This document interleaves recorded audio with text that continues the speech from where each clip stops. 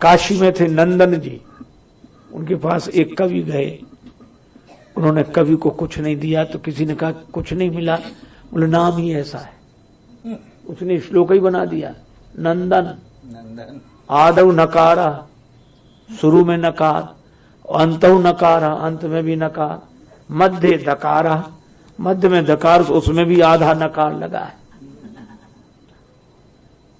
एक सज्जन थे, उनका नाम था दानचंद, बहुत पुरानी घटना है। हमारे कानपुर के पास बिठूर है, बिठूर से 12 किलोमीटर दूर पर वो रहते थे। लोगों ने नाम दानचंद इसलिए रख दिया था कि उन्होंने जिंदगी भर दान दिया ही नहीं, डरते थे, कभी भी बाहर जाएं तो डर लगे कि कोई ना कोई दान मांगेगा। 12 किलोमीटर दूर गंगा जी, जिंदगी भर गंगा जी नहीं गए, पंडा दान मांगेंगे। कमी नहीं थी, लेकिन यही कमी थी, चला न जाए।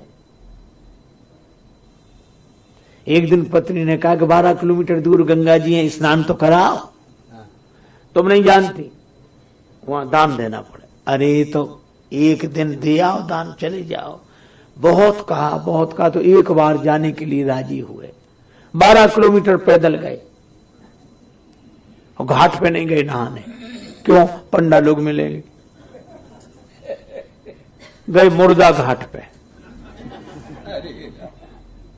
बिठूर में मुर्दा घाट है, मुर्दा घाट पे गए और इधर उधर देखा को मुर्दा घाट पे कौन रखा जब तक मुर्दा ना आए। उन्हें ये ठीक है, ये एकांत में नहा लेते हैं। इधर उधर देखकर कपड़े उतारे, गंगा जी में प्रवेश किया और डुबकी लगाई कि जल्दी निकल आए। भगवान को भी विनोद सूझा कि ऐसा आदमी पहली बार आया है, सो उन्होंने डुबकी लगाई, बाहर निकले, तब तक भगवान पंडा के रूप में उपस्थित। वो डुबकी लगा के बाहर निकले, भगवान बोले यजमान की जय हो, जय हो। और जो देखा तो रह गए, बोले यहां भी आ गए। पंडा जी बोले यजमान हम तो संतोषी ब्राह्मण हैं, हम तो यहीं रहते हैं मुर्दा घाट पे, कोई ना कोई आ जाता है, तुम्हारे जैसा यजमान 1-1 वर्ष का इंतजाम कर देता है। घाट पे जाने की जरूरत क्या है? मुर्दा घाट पे तुम आ गए हो तो कर ही जाओगे, 1 वर्ष का तो कम से कम। कांप गए दानचंद, हम नहीं करेंगे, इस धोखे में मत रहना। अरे बोले तो दान तो श्रद्धा से होता, तुम जितना करो, 6 महीना 3 महीना। दानचंद बोले हम 1 दिन का नहीं कर सकते। अरे मत करो तो कुछ तो देना पड़ेगा, नहीं तो हम गंगा जी से बाहर नहीं निकलने देंगे। अब दानचंद ने सोचा बड़ी मुश्किल, निकलने नहीं दे रहे तो कहा उधार करेंगे, उधार, चलो उधार ही करो। तो बोले 1 धेला, अब वो भी उधार, देने नहीं आएंगे। पंडा बोले मंजूर, संकल्प करो। जल छोड़ दिया। दानचंद तो कपड़े पहन के आए, सोच रहे थे जान बची तो लाखों पाए। घर आए, 12 किलोमीटर गए थे, फिर स्नान किया, फिर लौट कर आए, शाम हो गई, थक गए थे। जैसे ही पलंग पर सोए, तब तक दरवाजे के बाहर आवाज सुनाई पड़ी, यजमान की जय हो। पत्नी से बोले देखो कौन है, तो देखा पंडा जी, हमारे यजमान दान करके आए थे, हम लेने आए हैं। पत्नी गई, बोले किसी को कुछ दान करने के लिए कह आए थे, वो पंडा आए। दानचंद बोले पंडा आ गया? आ गए। देख कैसे? पत्नी से बोले जाओ कह दो बीमार है। पत्नी बोली वो गए आए, थक गए, बीमार हैं, आप कुछ दिन बाद आना। पंडा जी बोले दान मिले चाहे ना मिले, पर यजमान जब तक बीमार तब तक हम कैसे जा सकते हैं? हमारा यजमान स्वस्थ ना हो जाए, हम तो संतोषी हैं, यहीं पड़े रहेंगे। हमारी भिक्षा का इंतजाम कर दो, यहीं बना लेंगे। हम तो अपने हाथ से बना लेते हैं, आपको कोई कष्ट नहीं देंगे, बना लेंगे। आप तो सामग्री भेजवाओ। पत्नी गई कि दे दो धेला, ने वो यहीं सामग्री लेके बैठेगा। वो दानचंद बोले दे तो नहीं सकता। तो बोले क्या करोगे? तो बोला हमको श्वास रोकनी आती।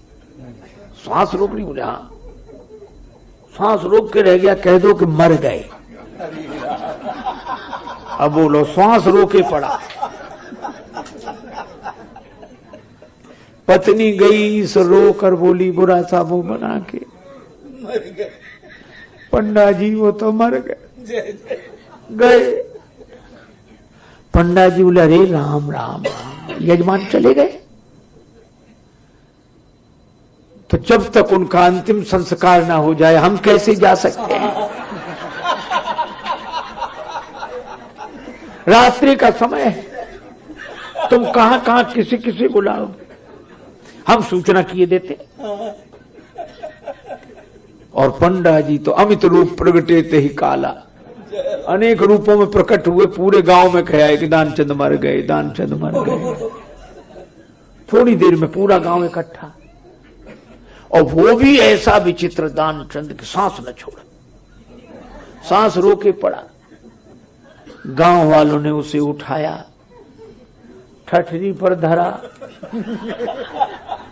उसकी पत्नी रोवे, अब सचमुच रोवे, और चिल्ला चिल्ला के कहे कि ये मरे नहीं हैं, ये मरे नहीं हैं। और लोग कहें ये तो तुम्हारा मोह है, जाने वाला तो गया। अब वो चिल्ला चिल्ला के कह के नहीं मरे, वो तो गए, और वो सांस न छोड़े, बांध ही लिया, ठठरी पे धर के चले। और भगवान पीछे पीछे, पंडा जी। और जब उसको अर्थी पे रख दिया, वहां आग लगने वाली थी, भगवान ने सोचा कि इससे तो हम ही हार गए भैया।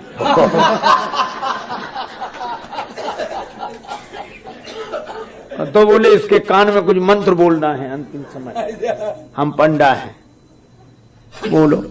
सो भगवान ने कान में कहा कि हम भगवान विष्णु हैं, तुमसे नाता जोड़कर आए हैं, आया हूं बैकुंठ से तुम हित नाता जोड़। और जो भगवान का नाम सुना, भगवान बोल रहे हैं, दानचंद ने अर्थी पर धीरे से आंखें खोल दी, और जो आंख खोली तो वही पंडा।